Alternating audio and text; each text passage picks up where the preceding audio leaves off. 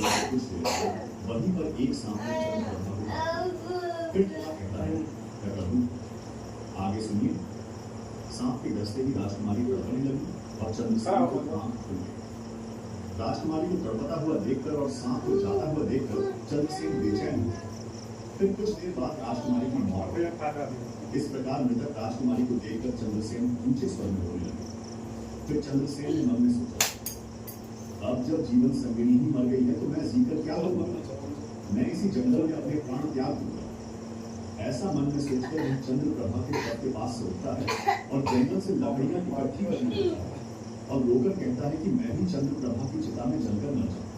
लेकिन तभी उसी समय स्वर्ग से एक देवदूत आता है और चंद्रसेन को रोते हुए देखकर उसके मन में दया आती है। वह राजकुमार चंद्रसेन के पास जाता है और पूछता है कि तुम क्यों रो रहे हो? आखिरकार तुम्हारा दुख क्या है?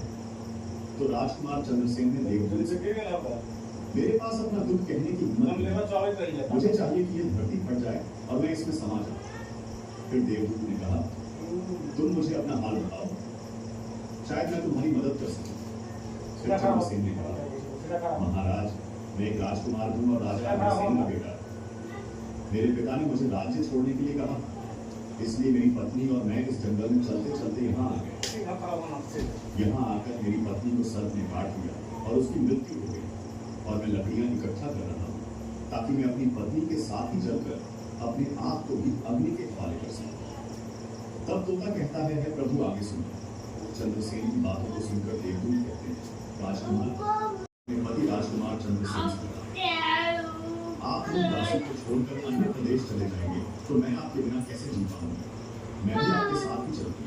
तब राजकुमार चंद्रसेन कहता है, तुम मेरे साथ कैसे चल सकती हो?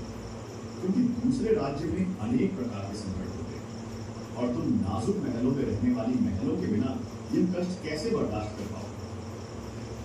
फिर तो राजकुमार चंद्रसेन की बात को सुनकर राजकुमारी चंद्रप्रभा कहती है, प्रीतम जितने भी दुख दूसरे राज्य में आएंगे वह सब हमारे साथ होते हुए सुख ही लगेंगे, लेकिन महल के सुख बिना आपके जंगल के दुखों से भी अधिक डरावने लगेंगे। इसलिए मैं भी आपके साथ चलूंगी। अब तोता कहता है, इस कथा को आप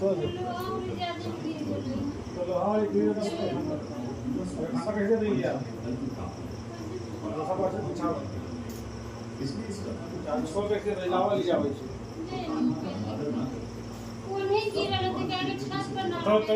को दिखाओ के वो मोबाइल तो ना चाहिए मोबाइल सभी पुरुषों की अपेक्षा ज्यादा भावना और विश्वास फिर भगवान श्री कृष्ण, ठीक है तुम कहानी सुनो। तोता कहानी शुरू करने वाला ही होता है कि तभी माता रुक्मिणी